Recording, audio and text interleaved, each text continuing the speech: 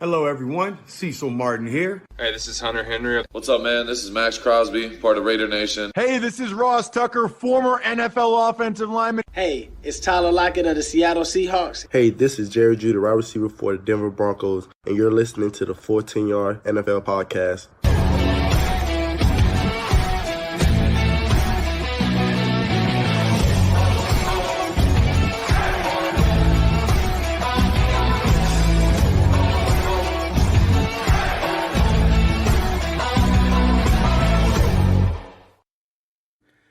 It's that time of the week again. Let's preview Week 8 of the 2023 NFL season. I am your host, Sam Moores, and this is the Full 10 Yards NFL podcast. We've got a full slate this week, so no teams are on a bye, and it's also one with plenty of talking points too. And joining me to break down each of the games you can watch on the UK TV this week and pick out what to look out for in the rest of the slate is a new guest who I'm sure you're all familiar with by now.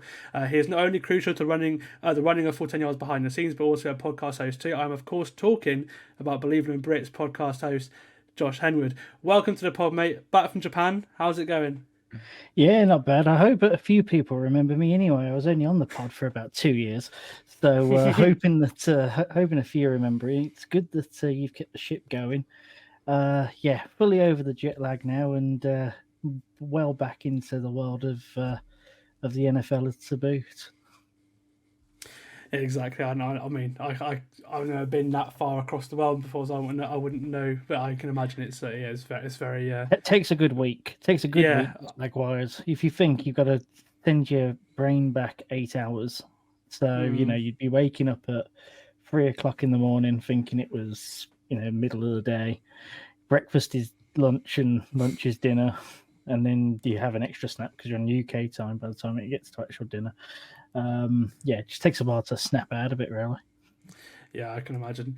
Anyway, there's only one place to start, and that's Thursday Night Football, where Josh Allen and the Bills offense were back on form to move to 5-3 with a 24-18 win over the Buccaneers. The Bills were made to fight for it, though, right until the very end, up 24-10 in the fourth quarter, but just before the 2-minute warning, with the help of a few bounces, Baker found Mike Evans for 6 and Cade Otton on a 2-point conversion. Tampa Bay then got a stop and the ball back with 21 seconds to go and got into a comfortable position for the former 20-18 number 1 overall pick Baker Mayfield to throw a Hail Mary to win the game. It was a close one. Baker got the ball out before he could get sacked, and it reached the end zone, but it weirdly hit a turf. An odd end to this one, wasn't it, Josh? Chris Godwin should have got it. I know. There's no doubt about it. He had 2 yards of space around him. If he just looked back half a second earlier and stuck out an arm, he'd have got that. And Baker's not Baker's no stranger to the Hail Mary throw either. He did it against the Arizona Cardinals for Cleveland a couple of years back. I think he did it once or twice in college as well. He knows how to do those. And, if you're in a Hail Mary situation and you've got any chance of getting the ball and there's no defenders around you, you've got to do it.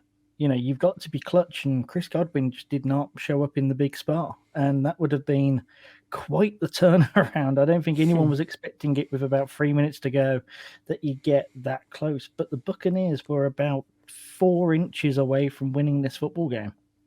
Yeah, for sure. And I was going to say it should have been called by Chris Godwin for sure. It was a bit of an anticlimactic end, compared to what it could have been, but. Now if you're the Bucs, you're sort of wondering what's going on because you started 3-1, you lost 3 in a row now. But I still feel they probably are the best team in the NFC South. Bar the Niners as well, they've got a good run of games coming up as well. So I think it's a chance to get back in a division race. But I think for them, I'm a little bit concerned, but I still think they're probably the best team, especially on defense. Yeah, I mean, the Falcons game last week was definitely it was a pick'em game, and it played out like a pick'em game. My fiance is a Buccaneers fan, so we were watching that on the TV whilst I was crying over the Browns' inconsistency. But the constant back and forth and just not being able to get that fluidity on offense. This time, I think that you saw it a little bit more. The Bucs. Again, you've got that indecisiveness from Baker, and he gets himself into situations that he shouldn't, but he's able to pull himself out of those as well, and he can create drives out of nothing. You saw that. Like you say, the game's coming up. I think it's a litmus test as to whether or not they can solidify themselves in that as the best of the NFC South. You got the Texans next up away. That's no longer a gimme game. The Texans are a relatively, they're a sound football team at this rate. I think that the combined power rankings have them at about 15th at the moment. Then you got the Titans. I agree. Yeah, they're up there. Exactly, and you wouldn't have thought that. The Titans at home, you'd expect them to do a bit more there. Then, like you say, the 49ers, but are the 49ers fake at this point? I don't think I'd necessarily say that. The Colts away, and that one's also tough. And then you got the Panthers on the third. Then actually go into a real their entire schedule pretty much down the stretch is a bit of a 50-50 gate, maybe with the exception of the Jags and the 49ers. So yeah, like you say, good schedule, but this is not a team that will take the horns with that. They will probably split that down the stretch. But is 500 enough? It could well be. Exactly. And I think what encouraged me yesterday as well is that I think Baker looked okay, against one of the best defensive lines. He was under pressure a lot, and normally under pressure, Baker is probably one of the worst quarterbacks in football. We saw that in Cleveland when he didn't have an offensive line. He had his worst season. He didn't turn the ball over yesterday, which is a big bonus as well. Yeah. I think that was the thing as well, because if you give Baker an offensive line, then he can be a good quarterback. We've seen that. Yeah, and that's what we saw. The Browns had one of the best offensive lines in football, if not the best, when the Browns went to the playoffs with Baker. And he's the sort of player you have to protect with that, and that's why he likes to play action boots, and all the rest of it. The Bucs play to his strengths with that as well. They've built this offense so that he can deliver. And you can see it. It's just the fact that it's not consistent. The Bucs are not consistent. And also, if you get down early, the Bucs can't pull themselves out of a hole. Realistically, this game was lost in the first 15 minutes. The Bucs were terrible in terms of keeping the field position in the right direction. They had a great chance when they pinned Buffalo back to their own 4, I think it was, with their first drive of the game, and just let them drive all the way down. And as soon as that happened, you just knew it was only 3 points, but you just knew that they were not going to win the field battle, because Buffalo would always have an answer, and they did. And it was interesting from a Bills perspective as well, as I'm sure that you'll probably ask next, but they tried some different things last night, and for the most part, it did work. Yeah, that's what I was going to say. I think, going back to Buffalo, they needed that win. You got the full Josh Allen experience yesterday as well, that even after a turnover that resulted in 7 points to the Bucs, he's still put himself back into the MVP conversation with what they did yesterday, because, he was very... It was basically mistake-free, other than that one blocked pass that turned into the pick. But I think, like I said, they tried some new stuff. A lot of RPOs in the game yesterday, which you don't normally see from the Bills as well.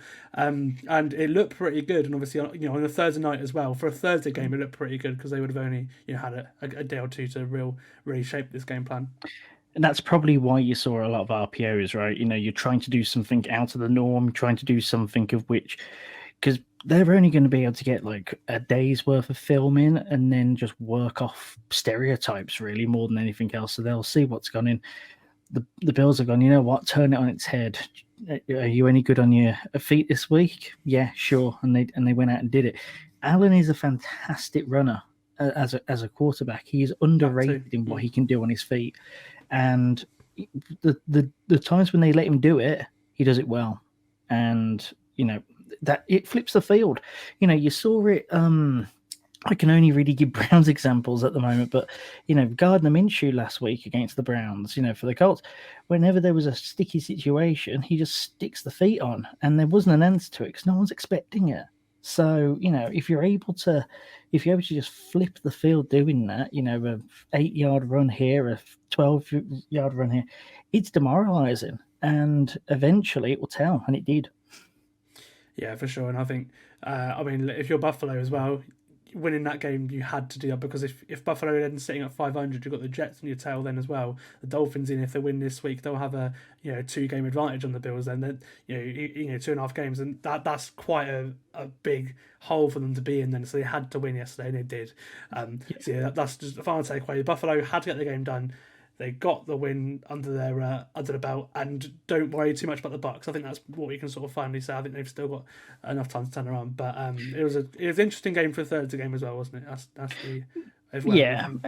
And also, I think that even the most ardent Bucks fan would have been happy with 3-4 at this point. It's you'd prefer 4-3, but you feel like you maybe stole one early in the season. There's not been Minnesota, any, especially that week 1 game. That's the one that I'm thinking about, right? You're able to sneak that one out, even though the Vikings have been proven to be a little bit of hot and cold, as we probably expected at the start of the year. But you sort of give that back, and you think, the target is 9-8. 9-8 will win the NFC South. They have more than enough games to be able to do that. 8-9 could win the NFC South. Yeah, it's going to be very very competitive the whole way, for sure. Okay, moving on to the rest of the games. Starting with the main game on Sunday. It's at 5 p.m. this week because the clock's going. Was it forward or back? It's one of the two. They fall back. You're probably too young to know the line. They spring forward and fall back. There we go. Yeah, so the clock's going back. So we start at 5 for the 1 week, and the Thursday night game next week. The main game on Sky this week in that window is the Rams going into Dallas. And while I don't think Sky probably should have picked this game, there are still some interesting things to pick out of this clash. It's weird to see both these teams in the early window as well. I was going to say as well. Yeah, there's only one group of people that'll be happy about this, and that is everyone that has Game Pass, because they won't be watching this game anyway. This is an odd pick, you imagine, just because of fan bases more than anything else. Yeah, for sure. Both teams have a point to prove as well. The Rams let a lead slip against Pittsburgh last week. They couldn't move the football in the second half. The Cowboys were off a bye, but before the bye, just scraped past the Chargers and quite easily could have lost that game. They got a Super Bowl caliber roster. We've been saying that for years now, but could easily be at 500 right now. And if you're the Rams, I'm sure you're probably quite confident going into this one, because the Dallas are a different team every week. We see, it's up and down with the Cowboys. And it's been that with Dallas the entire last couple of years, really, isn't it? But I think it's probably the last year of Mike McCarthy for sure. What I'm looking for in this game is the big matchup for me is the Rams offense against Dallas defense, because the Dallas defense has won games with touchdowns and turnovers, but they're missing obviously Trayvon Diggs, and they lost Leighton Van Der Esch last week as well. He's a little bit less of an impact on the defense, of course, but he's still a starter. And the Rams offense has struggled in the last few weeks. Obviously, Kyron Williams being out on IR as well was a big miss as well. So I think that's what I'm looking for in this game, and it'll be interesting to see who does come up on top on that in that battle. Yeah, definitely. This is, like you said, it's quite an odd one to try and preview, especially as a main game. The Rams are looking for some kind of consistency. They've not had any consistency all the way through, but they're nowhere near as bad as a lot of people had down at the start of the season. There are games where Kupp and Nakua can probably win it by themselves. Like you say, I think that battle is going to be really interesting. Being able to get those two going against this defense, of which is a little banged up, as you say. Dak Prescott, let's talk about it. He's not exactly having a stellar year, but the games of which he is hot on, he is hot. What version of Dak are we going to see? Well, he won that Chargers game because he was really good, and it was Justin Herbert that cost the Chargers that game, because they should have won that game the way it was going. Dak Prescott, his performance. Brandon Staley cost the Chargers that game. And yeah, too. But if I'm being honest, Chargers going to charge you. I mean, come on. But it was close. It was close. And, it was close, and the Chargers really should have won that game. If we're going to go back to that. But like you say, Dak was more successful in doing what he needed to in that moment. It's just the fact that Staley probably demands too much of Herbert. I don't actually think that Herbert did much wrong in that one. But, bringing it back to this, the Rams are the Rams are tricky. This says them. I know it's 6.5 points at the moment that Dallas have on the bookies here. This has the feeling of a trap game. 6.5 points up at home.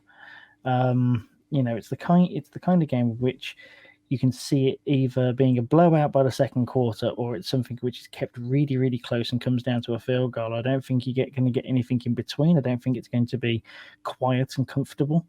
For either side. And like you say, I think it's going to come down to how the defenses perform more so than the offenses, I think, because I think that you see quite a. I think that you know what you're going to get with the offenses, but the defenses can be really, really hit and miss. Yeah, the Steelers last week, they did quite a good job at containing Cooper Kupp. He was only targeted twice, last week. And to win this one, they need to hit the ball in his hands more. Obviously, it allowed Puka Nacua to have a big game last week, but he was the only thing, rolling in the Rams offense last week. So they are looking to pick up a little bit. As you mentioned, the Dallas defense is top 5 in both points and yards per games. The Rams are 11th in points and 6th in yards. They're putting up a lot of yards. Obviously, they're not great in the red zone, especially without Kyron Williams, who had scored most of their touchdowns this season. But I would probably say that, although Dallas is the most talented team, the Rams are by far the better coach team, and I think that will make it closer than many think. But I can't pick against Dallas in this game, so I'm going to go for them. But I think, again, I think it will be within those 6.5 points. The bookies have got it in. Yeah, this is one where I'd ask for a different kind of handicap. I definitely wouldn't be going for the 6.5 either way. I'd look to maybe just get it down to like a Dallas -2 or something like that, and see if I could take that, because, like I say, I feel like it could be a field goal on this one. Just depends as to what depends as to who comes to play, whether or not Stafford can get Kupp going. And Nacua going. Like you say, the Steelers did a good job of locking them down. Dallas might be trying to do the same, but they are banged up. So, yeah, we'll see what we see. Yeah, are you picking Dallas to win this one then? Yeah. Oh, yeah, Dallas to win. Just more of a case of maybe not at 6.5. Yeah. Okay. Awesome. Right, do you do it on? Do you do it by money line, as in like win and loss, or do you do it by the? Just by. We sort of talk about the spread, but mainly just pick a winner. Okay, yeah, that's cool. Yeah. In terms of picking a winner, then Dallas. Yeah, cool. Okay, moving over to the rest of the slate for this 5 p.m. window. Just pick through a few little things in these games before making our predictions. We'll start with Miami, who host New England. The Dolphins won 24-17 in New England on Sunday Night Football in Week 2. If they win this game, then 2 will go to 6-0 against Belichick and the Patriots, which is pretty impressive. In doing so, they'll be wearing their white throwbacks, the ones that celebrate the 72 undefeated Dolphins. They probably should have won them last week instead, because that would have been so cool having those against the Kelly Green Eagles uniforms. But I can't complain for something. But you don't want to taint them in the performance that followed. True. But on Wednesday, it sounded like Tyreek Hill would be missing from this game. From his press conference as well, it didn't sound very good. But he did practice in limited fashion on Thursday and told the media he was playing yesterday as well. So he looks like he's going to be good to go. And the hip injury isn't as big of a concern as it was earlier in the week. Jalen Ramsey might also be back in this one as well. He will definitely be back by week 11. The Dolphins are in Germany next week to play the Chiefs before their bye. So yeah, I think that's why I got a week 11 timeline. But it looks like he's good to go and trending in the right direction to play against New England, which would be cool. Allow Vic Fangio to open up his defense. And then just the Patriots, they were really good last week, much better on offense and defense. Defensively, they frustrated Allen and co. Without Matt and without Christian Gonzalez as well. So that was a really good performance from New England yesterday. AFC's games are normally tight. Do you think it'll be the same with this one, Josh, as it was in week 2? I think it will be a lot tighter in terms of gameplay. I think the Patriots have finally understood what their identity is. I think that they are playing a lot tighter themselves and not letting things get away from them. 9.5 is a stretch in terms of the points that are on offer. But Miami's going to want to hit back after what happened in Philadelphia. New England might be riding high off that Buffalo game, but there were a number of question marks about just how much they potentially deserve that victory. Patriots fans might not be too happy about that, but Buffalo left more than enough points on the table. So the Dolphins should come through here by probably a touchdown. So picking Miami here. Yeah, I think the Patriots will make this a tough game. As I said, they did in week 2 as well. They probably could have even won that week 2 game, but it was the Dolphins who had that final drive. That Raheem Mostert long touchdown in that game helped the Dolphins to that win too. He's questionable, so he might not play, so that might be something to watch in this one. But if I was a better, I'd hammer the under at 9.5 because it's quite a big spread. But I can't pick against the Dolphins because they've been so good on offense, and I think they probably will have exactly. And this is the thing. That's game. what scares you. Yeah, absolutely. Sure. Okay, moving on to the battle of the two MetLife-based teams. They don't meet very often. I can imagine it's probably a bit weird for Jets and Giants fans whenever this comes out every 4 years. The Jets are coming off a bye at 3-3, and their late win over the Eagles week before was thrilling. And certainly, win this, and they are firmly in the playoff hunt for the AFC because they're less than half a game back behind the Bills in the AFC East. Then. And I believe they probably are firmly in the hunt for a playoff spot. We had Liam on a couple of weeks ago, and he doesn't agree with me. But they have to win here first, though, if they were to do that. Oh yeah, I mean this is a litmus test for how far a Zach Wilson Jets team can take the Jets here. The Giants are in equal measures both there for the taking and a real threat. The Giants are another team who, after a month of indecision and unknowing as to what their identity is, they've started to play a lot closer and started to really improve. So this has the feeling of a trap here, but there's no such trap game for Zach Wilson. He has to perform every week. The defense for the Jets is what's keeping them afloat, of which is probably a really good weapon to have against this Giants team because they've been very prone to turnovers, and the Jets are a very turnover-hungry team. So that probably gives the Jets the edge in this one. It's going to come down to who has the cleaner game on offense. Whoever wins the turnover battle wins the game in this one. I know that that's a relatively low-hanging fruit of a trope there, but it's definitely true in this instance. I will give it to the Jets just about, but I think the bookies have been smart hitting less than a field goal's worth on the handicap there at 2.5. Yeah, it's a tough one to pick. I think, obviously, they're going against the Giants, who will start Tyrod Taylor once again, as Daniel Jones hasn't been cleared for contact yet. As I've said in the last few weeks as well, it doesn't make too much of a difference. I think, if anything, I think the offense has probably been better with Tyrod Taylor at quarterback than it has Daniel Jones this season. Yeah. So it's not. I don't think there's too much of a difference there. And the spread didn't move either when they announced that Jones wouldn't play. So I think that probably shows that. It's got a low-scoring game written all over it. I think the better defense wins it, as you said, especially if Sauce Gardner and DJ Reed are back there for the Jets. Back from their concussions as expected as well. So I think that I can't pick against the Jets here. I think they're. I've said I think they could make the playoffs still, especially if Rodgers comes back. We'll see if that happens, but I think they're I think I like them to win this game for sure. Okay, we'll move over to the Arthur Smith Derby. His return to Tennessee. He'll be encouraged by how Desmond Ridder looked last week against the Bucs. They've been very up and down this year, especially Ridder as well. The Falcons are very Tannehill. I've said I think they're very similar quarterbacks, but Tannehill is not playing in this game. In his place, we're not sure yet. It sounds like it will be the rookie Will Levis, but Vrabel said that both he and Malik Willis will play snaps on Sunday, so we'll see how that shapes out as when we actually see it on Sunday. It seems this is probably the last game of the AFC sort of championship team era of Titans football. They've already moved on from Kevin Byard, who went to Philly, an awesome pickup for the Eagles, if anything a bit cheap as well, like with the AJ Brown deal. Bit interesting there. Tannehill may have played his last game too, and many believe that this will be Derrick Henry's last game in Tennessee as well, with the trade deadline approaching as well, and other players on the trade block too. And I think the two that they've said are probably safe are Jeffrey Simmons and Harold Landry, and that's it really. Give me Tennessee in this one. I think it's a chance for a big game for many players. And although I like both defenses, I just have a feeling they'll be able to get it done. Just home advantage will help too as well. I'm sort of flip-flop with how I feel about the Falcons each week. Right now, even though they're 4-3, I'm quite low on them because, but the defense I like for sure. But I'm a little bit concerned at how some teams are starting trying to eliminate the run game, and they're actually doing quite well at that. Because if you take away the run game, which I think Tennessee will be able to do, then the Falcons are a bit one-dimensional. So it's why I'm going to pick the Titans, even with Will Levis starting, by the seams of things. Yeah.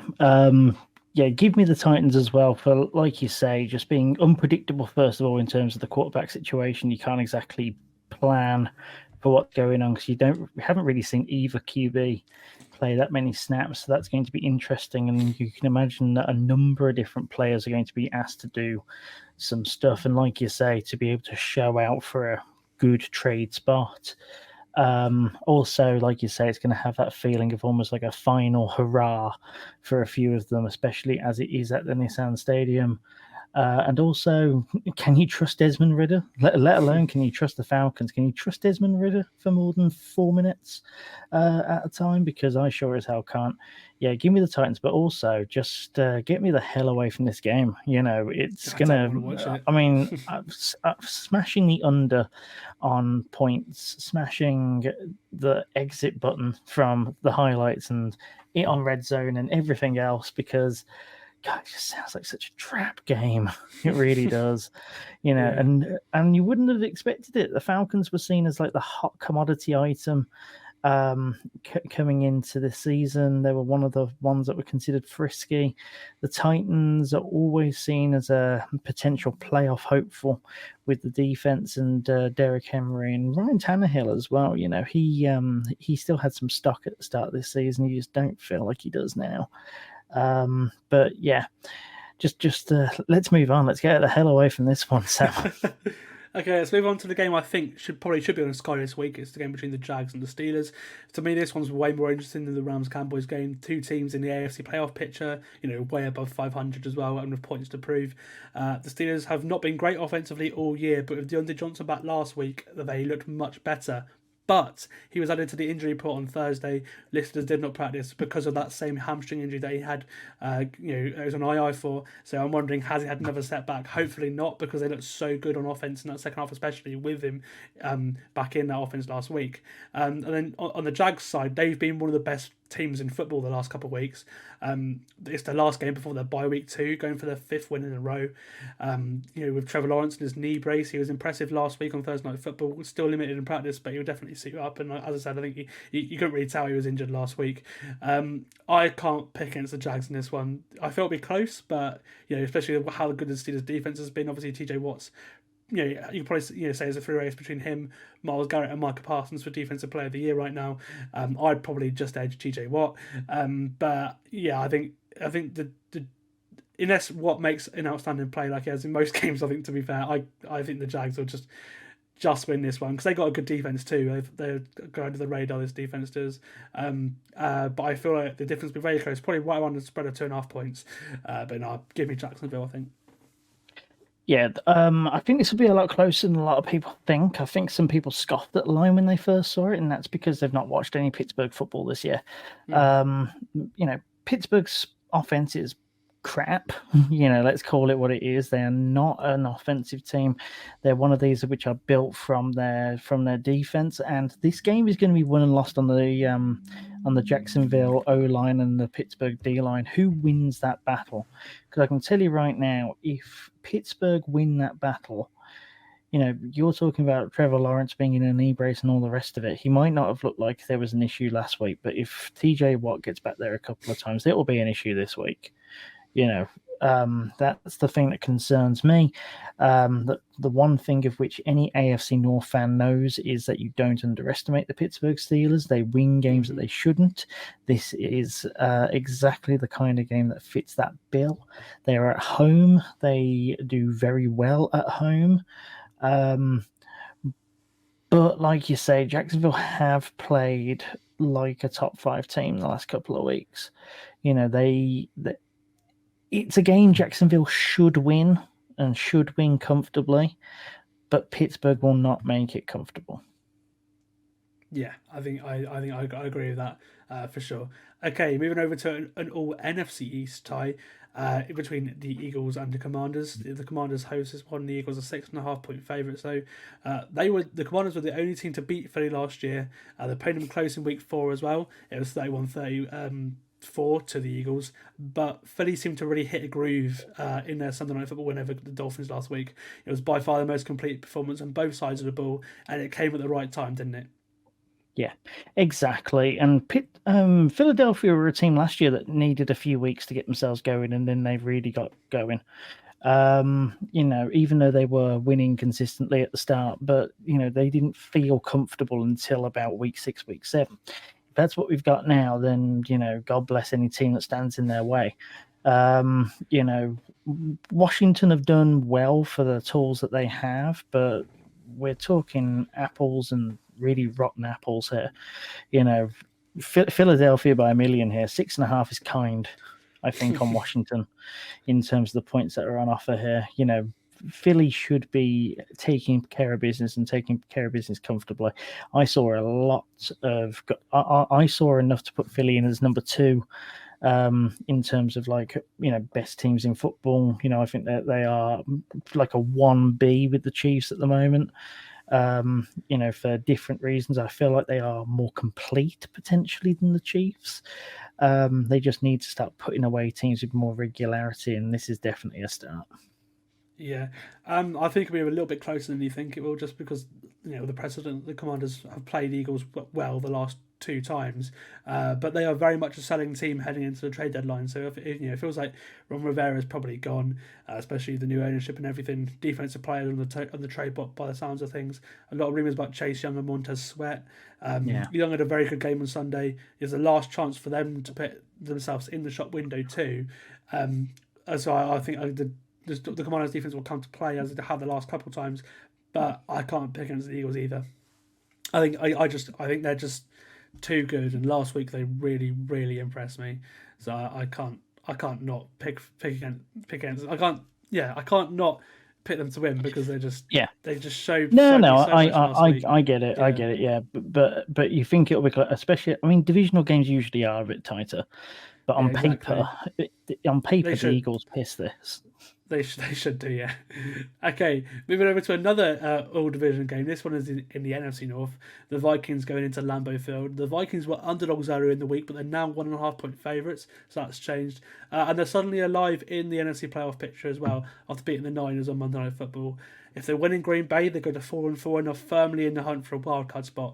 I would probably say the division's a bit out of reach now, the way the Lions are starting the season, but they're certainly in the in there for a wildcard spot for sure.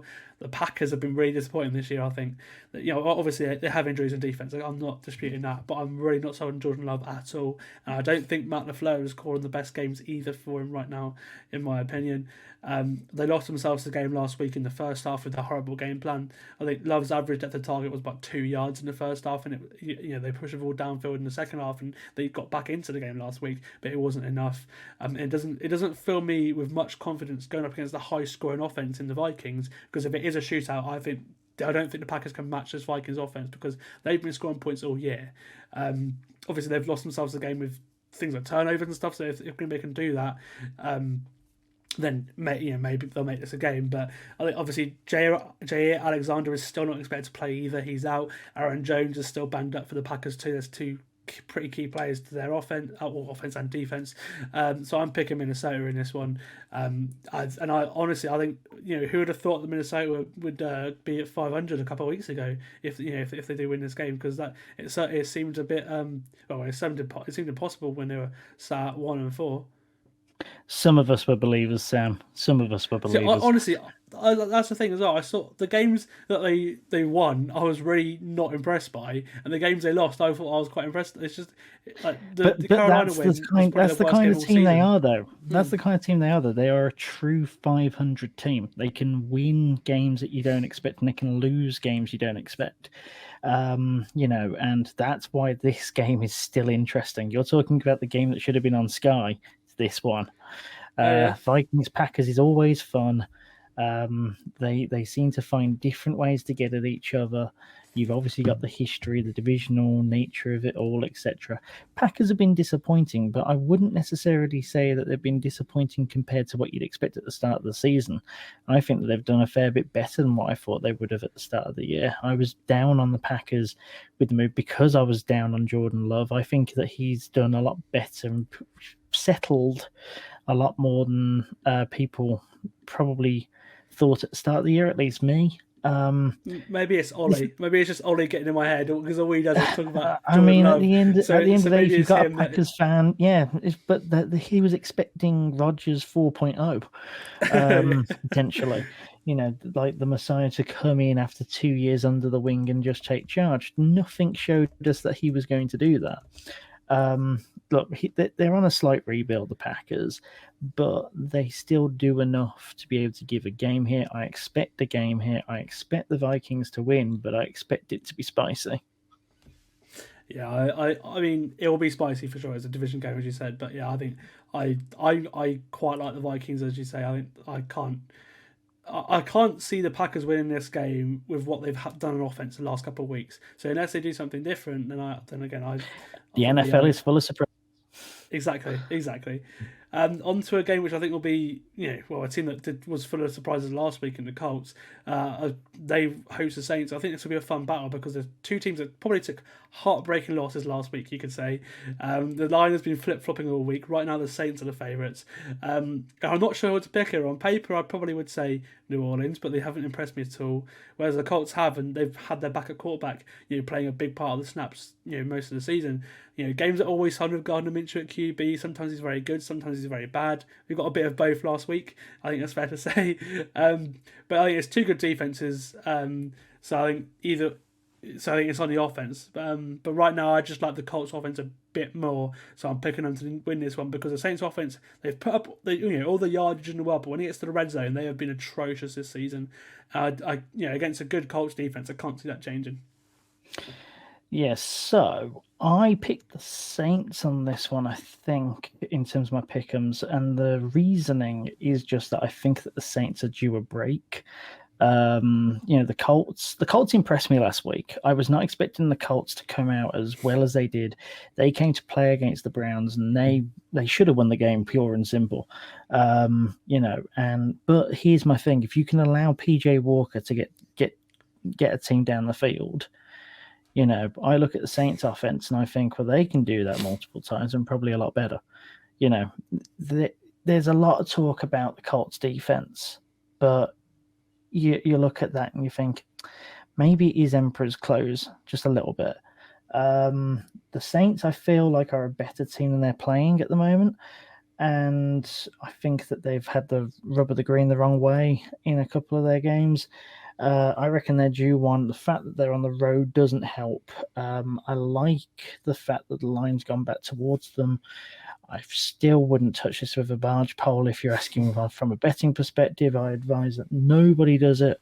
I advise that nobody bets. It's flipping impossible in the NFL space this year.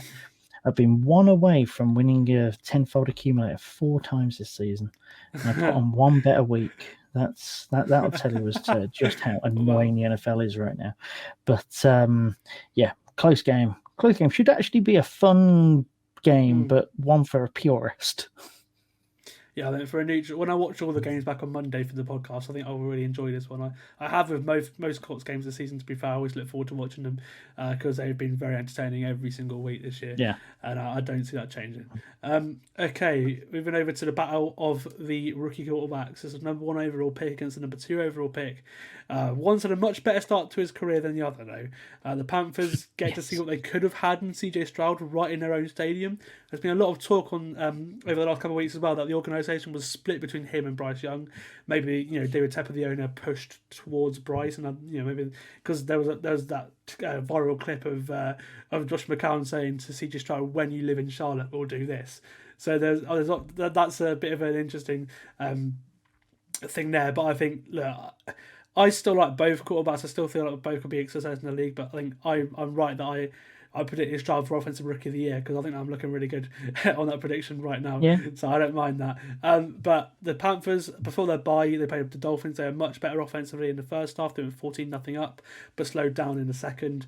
I'm hoping to see something more along the lines of what they showed in the first half of the Dolphins game this week for sure. But Houston are also off a bye. and their offense was disappointing in their loss to the Falcons before it.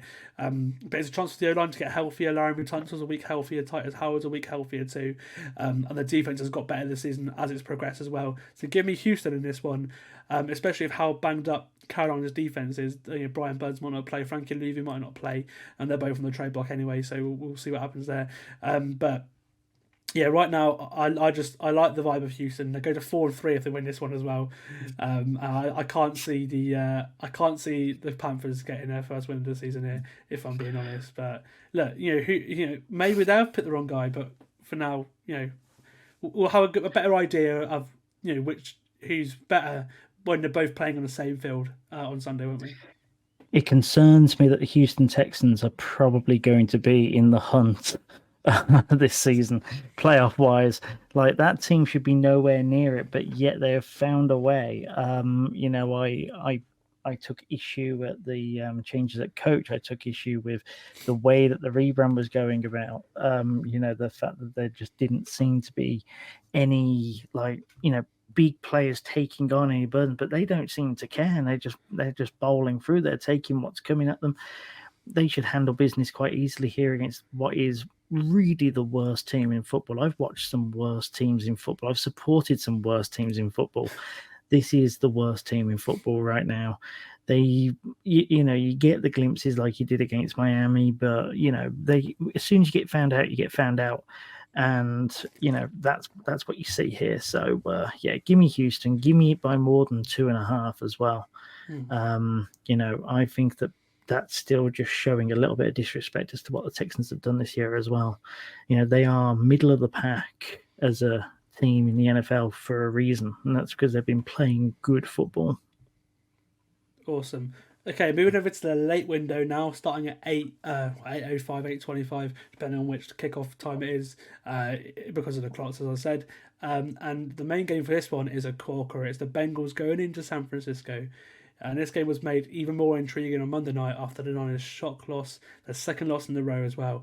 Now they're two teams that are highly fancied for glory in the preseason. They're both looking to bounce back and put their season in the right direction now. The big news this week is it sounds unlikely that Brock Purdy will play. He's in concussion protocol, which means it's time for Sam Darnold. Josh, do you think if he plays well, there's a chance he might win this job? Because for me, I feel like he's probably the better quarterback, certainly the most gifted, and if anyone can make him, a success, it's probably Kyle Shanahan. You are asking the wrong guy, I'm afraid. I was down on Sam Darnold at the draft. I was down on Sam Darnold in his debut season. I did a victory lap when the Jets got rid of him. There's no way. There is no way. And also, I don't see Sam Darnold winning this game. Not a chance. The 49ers live off the system, right? You've got to live and breathe the system on offense in order for it to work. Now, the thing is, they have excellent playmakers. They have excellent playmakers and a quarterback in Brock Purdy who can put the ball where it needs to be every time, pretty much. That's what they've lived on. Playmakers being there, the ball being there. It might only be about 5 or 6 yards that the ball actually gets there because they do a lot of short stuff and they get a lot of yards after catch, and that's all route running and that's all scheme. If they've lost the guy that makes it happen. Sam Darnold is a lot more flustered off the snap. I could go into half an hour. We don't have half an hour to go into Sam Darnold's misgivings and why it doesn't work in a Kyle Shanahan system. I think that this is the sort of game that the Bengals would have been dreading 2 weeks ago. They would have seen the loss to the Vikings and everything that's come after it and gone, Jesus Christ, okay, this is the shot in the arm that we need. They will then jump to 4-3, and this could well kickstart their season. I think the Bengals are actually a really good football team. They've been waiting for Burrow to get healthier and the team to get healthier. I think that they need to stop monopolizing plays to Jamar Chase and start spreading it out a bit more again. Mainly for my fantasy team more than anything else. But, if they do that, I think this will be a low-scoring game, but I still think that Cincy will take it by a fair bit.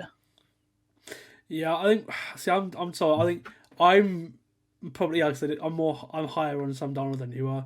I think with this one as well, there's been a lot of talk that of the Q battle going into this offseason. Obviously, Brock Purdy won the battle, but there's a lot of people in the organisation or around the organisation saying, he's the second coming of this person. We've had this a lot. So I think there's a lot of that talk going into the season. So there's got to be something there. So I'm sort of banking on that more than anything. I think I don't know. I just feel like I'm not that high on Purdy, if I'm being honest. I think you talk about as I can hear, if you're not high on Purdy and you can get anyone Yeah. can fill the shoes, then San Fran will be fine. Here's my question: is the line still 3.5 to San Fran in this one? It's 4.5 now. What, in San Fran's favor? Yeah. Do they not realize who the Cincinnati Bengals team are? I think it's more because the Bengals have had one good game of offense. And Joe Burrow's got a bum leg.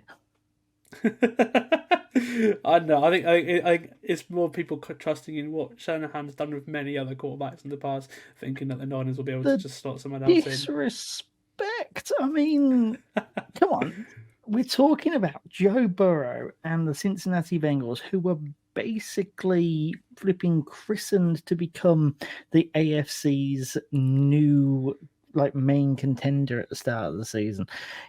Pretty much a lock to go up against the Chiefs in the AFC Championship game. And just because of a couple of bad losses to good teams, they're being cast aside in the eyes of the bettors by Sam Darnold. I don't buy it. Yeah. I mean, that's the thing, isn't it? I mean, I look at it and I'm thinking, if you look at someone who's in a very similar system in Tua, for example, I feel like, or Mac Jones, another quarterback who's similar to Tua, I feel like of those three quarterbacks, Brock Purdy is the worst of those three quarterbacks, and it goes back to that Dan Orlovsky thing where he said Mac Jones would be a success in San Francisco. I feel the same. Now, I feel like if you put him in San Francisco, if they drafted him or you're still not naming a quarterback worse than Sam Darnold. All of those names, I've not heard one worse than Sam Darnold. We're talking Sam Darnold here. True. I would be on the fence. The Browns we're talking about the Browns next game, but we're putting PJ Walker up to start. I'd probably be on the fence as to whether or not to start PJ Walker or Sam Darnold, and PJ Walker is the worst quarterback that's taken the field this season. Wow. There we are. Hot take central. Anyway, as you mentioned, the Niners themselves, they're going up against the Bengals, who are looking to kick on too. A win here for the Bengals would be absolutely gigantic as well. They would have put themselves in proper contention for the AFC North title as well, having looked down and out a few weeks ago, but they would have won a couple in a row now. Their bye week came at a good time as well. They won two in a row before. The defense has just played its best game by shutting down Seattle's offense as well, frustrating Geno on the final drive. So I think that's a thing you can look to and say the Bengals they've had their best offensive game of the season against Arizona, and then that defensive performance against Seattle, two really good games back to back, which is why I think the Bengals offense against the Niners defense is the battle to watch in this game, because the Niners are coming off a disappointing defensive performance from their standards, of course, not getting to Kirk Cousins once on Monday night, no sacks at all, allowing 378 yards in the air from him as well. So that's the way to attack the Bengals. You attack the Bengals by attacking Joe Burrow. You got to get to the quarterback. It's not so much about doing stuff around the outside. Forget about the wide receivers, even though they've got a fantastic trio there. It's, can you apply pressure to Joe Burrow and consistently? Because you'll eventually get there if you do. Yeah. Well, especially the way the offensive line played at the start of the season too.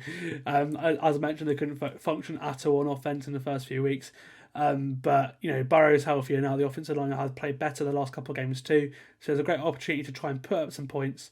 And if they can against this Niners defense, and it's a good sign for the rest of the season too. I'm going to pick the Niners. I think I said that with everything I've said in this segment so far.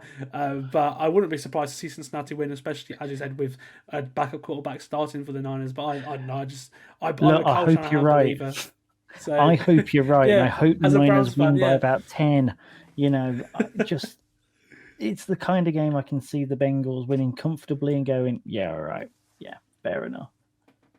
I mean, this is just pain. I think that most of my predictions are just based on pain that I've witnessed over the last several years. The Pittsburgh one earlier, now this one with since like I've seen the script. I've seen the script before. There we are. Okay, moving over to the rest of the late slate, starting with the Browns. They're going to Seattle. The Seahawks are 3.5-point favourites right now, and they're debuting their gorgeous throwback uniforms in this one too. We did the uniform ranking at the start of the year. I ranked them as the number one uniform in the entire league on this podcast. So there you go. Absolutely. Deshaun Watson has obviously already been balled out, as you mentioned earlier. So this is so weird of him and his injury, isn't it? He passed concussion checks, but he wasn't allowed back in last week, and now he's saying that he rushed his return from his shoulder too quickly, and he's been ruled out at the start of the week. It's really random. As a Browns fan, first of all, what do you make of that situation, and then secondly, the game as a whole? I mean, the Watson situation is way before the injury, right? We still don't know as to whether or not he's actually the guy to actually have under center. But I mean, for anyone that's looking for very honest views on that, I suggest you go and listen to the podcast that I do for the Full 10 Yards on the Browns, the Believeland Brits podcast. We are all very anti the trade at the very least, and just baffled as to what's going on. That should probably answer your question there. Put it this way, we've seen one good game from him, right, which was against the Titans. The rest of it has just been the defense pulling us out of holes left, right, and center. This is the kind of game where the defense could also do that. Geno Smith and that offense have not been firing on all cylinders lately.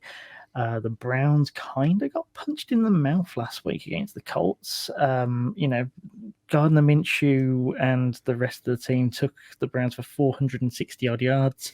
That does not happen with this defense, especially after the amount of flowers that they've been given the week prior. PJ Walker beat the 49ers. PJ Walker under center for the game beat the 49ers. So people will be pointing to that and, expressing some hope that, with a full week's worth of reps, yet again, he'll be able to be more comfortable and be able to do that. And the familiarity improves from week to week. But you've got to favor the Seahawks here. We're talking East Coast to West Coast. So that's a whole unsettler. The Seahawks, Lumen Field, I think it's called now, isn't it? Is obviously a factor in that, with a quarterback that's a tertiary quarterback, not even the number two. Trying to, make amendments at the line. It's not going to be easy. Probably going to have to trust the game plan a lot. I trust Kevin Stefanski's play calling a lot, but it's going to be difficult. So you've got that. You got a lot stacked against you before you even start. Seattle need a win. Pure and simple. This is a game where Seattle will have circled this now and gone, well, if we don't win this, what are we really saying about ourselves as a team here? They have a great opportunity. Just score 21 points. That's what they'll be saying. Score 3 times in a game, and you should win this game. And don't turn the ball over, whatever you do. That's what they'll be saying to themselves, because you back yourself to stop PJ Walker from getting 21 points. I think the Colts I think the Colts got us to 221. The Colts got in 221. So that's probably what you're thinking there. So yeah, if you're a betting man, the Seahawks is definitely the best choice. The defense though will keep it interesting. The Cleveland D against Seattle's offense is going to be the battle to watch. I'm picking Cleveland here. I mean, again, you've been great for me on that. I tell you what, can we just fast forward to Monday? If everything that you say has happened, Cleveland's having are you picking Arizona as well?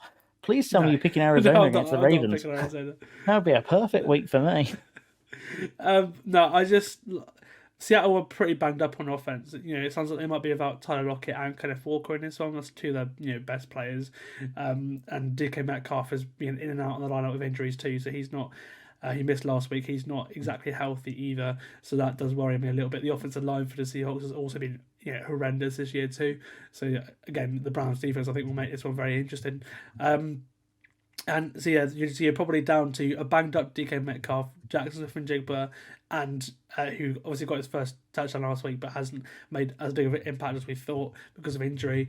And then you've got Jake Bobo as your next rep, and I think that that's a lot a lot better than it could be for Cleveland going up against the Seahawks offense. So I'm going to go for them. I don't know. I'm just something about what I've seen from Seattle the last couple of weeks hasn't really impressed me. I think Gino's sort of looking a lot worse than he did at the start of last year for sure. So I'm going for Cleveland in this one. I quite like PJ Walker as well. I like him in Carolina. So I guess I sort of believe in him to win this game. I guess your question is, does that Seattle offense get 21 points, or if you're to be able missing to DK Metcalf, what they give to the defense? Lockett, and Kenneth Walker, then maybe not. That's the thing. Then in that case, that's probably your answer. Yeah. Yeah. So there's your answer. I mean, I hadn't really taken that into consideration. That gives me a little bit more hope going into this. And Seattle's defense is not exactly stellar, which is helpful. It played better last week, but it has not been great this year. Yeah, Cleveland needs to get the run game going. Well. Yeah, Cleveland just needs to be able to pound the rock as well on the floor. They're running out of options at running back. Kareem Hunt will get most of the carries. Jerome Ford doubtful this week. So exactly. We'll so it's going to be tough, but just bet the under on the points. There we are. Okay, moving over to an AFC West matchup. With it being a full slate, we've got lots of division games this week. This is an interesting one. The Chiefs going into Denver. The Chiefs are 7.5-point favourites right now, and they're coming off their best offensive performance to date against the Chargers last week. But Denver's defense turned their season around with their performance in their loss to the Chiefs in Week 6 on Thursday Night Football. AFC West games are always weird. They're either shootouts, sometimes a blowout, and quite a lot of the time it's weird low-scoring games, like the last meeting between these two teams on Thursday night, as I said. It'll be interesting to see just how big of a miss Nick Bolton is to the Chiefs' defense, because the Chiefs' defense has been one of the best stories in the entire league this season, because they've played so well at the start of the year, especially situationally, when normally they get better as the season goes on. So we'll see how that looks. I'd pick the under in this game, but again, I can't pick against Kansas City in this game for sure. But I have a feeling Denver will make it close. Last couple of weeks they've impressed me. Their defense has got a lot better than what it was when they dropped 72 points. The Dolphins dropped 72 points against them. They've improved a lot on defense the last couple of weeks. And I've been a big believer by saying Russell Wilson hasn't been the problem this season. So I think as we saw last week as well, I think. I think it'll be close, but the Chiefs are too good not to lose this one. Sorry, they can't lose it. Yeah, no notes really. Like you say, the Chiefs are looking dominant at this point. Denver will probably not have enough to be able to stop the tide, but it feels like it's one of those that will feel scrappy until towards the end. Unsure on the under or over there. 7.5 is a tasty little dangle there. Potentially just row it back a little bit to secure it. Maybe like a 5, for example, would feel better than 7.5. But definitely a KC win. And do we need to talk about the Ravens and the Arizona Cardinals? I feel like that's kind of a done deal.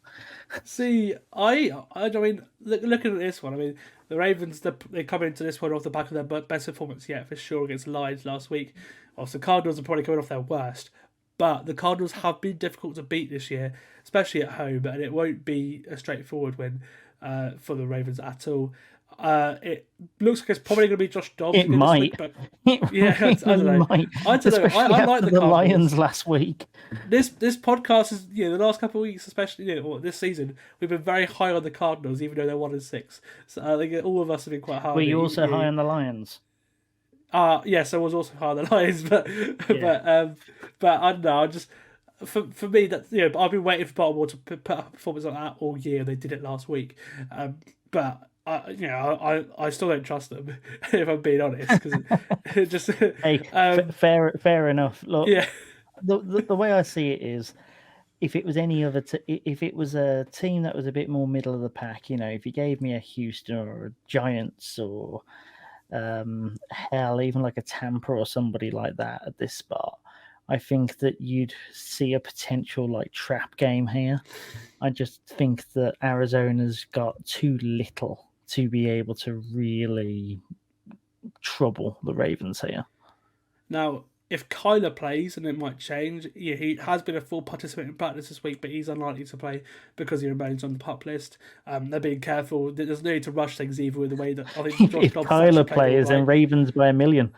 No, see, I know you're a Kyler Murray hater, but I'm a big fan of Kyler, so I've got to stick up for my boy. Look, I'm picking the Ravens, but again, I wouldn't be surprised to see the Cardinals win against the spread here because I think they beat Dallas. Let's not remember they did beat Dallas a couple of weeks ago. They did, but Dallas are way more hit and miss with that kind of thing. This is the sort of game that the Ravens really do just sweep. We'll see.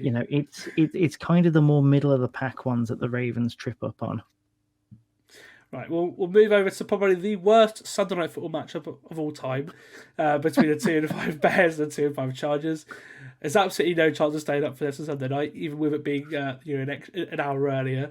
If Fields was playing, then maybe, but yeah, it's great for Tyson Bagent to be playing in a primetime football game, but for the neutral fan, it's quite unfortunate. I actually thought the Chargers looked all right last week in their loss to Kansas City. The defense stepped up in the second half, and they made it a game as well. I wasn't expecting that at all, the way that the Chiefs started an offense. But like I said, I've not been impressed by the combination of what Staley's doing with his situation with play calls. Justin Herbert hasn't really looked, taken a leap of kind of more than we thought. If anything, I think it's probably been his worst season so far. But obviously, Mike Williams is a big miss, and they're clearly not getting what they hope they get out of Quentin Johnston. First round pick. So that is if he had another weapon, I think I'm therefore differently. But look, I'm picking the Chargers in this one because I can't not pick the team to win against the Bears. Because if the Chargers lose this, and there are serious questions that have to be asked, it'll be the most Brandon Staley thing ever to lose this game. But yeah, I can't.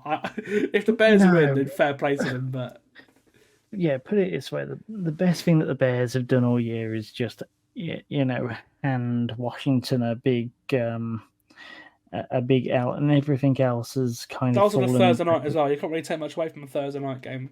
That was a Thursday night game as well. So it was just. Yeah, so you sort of look at that, and like you say, you sort of think, how can Staley f this one up? And you kind of can't think of any ways really. There's not much to say here, but outside of a really cataclysmic thing happening here, I think that even Bears fans should just tune out and wake up in the morning and see the result on Google. Yeah, I think that would be the case for many, even with the hour extra that you'll be able to watch this game for if you've got work in the morning. Yeah, how gutting is that? A Sunday night football game you can actually get behind, and that's what they give you. I know.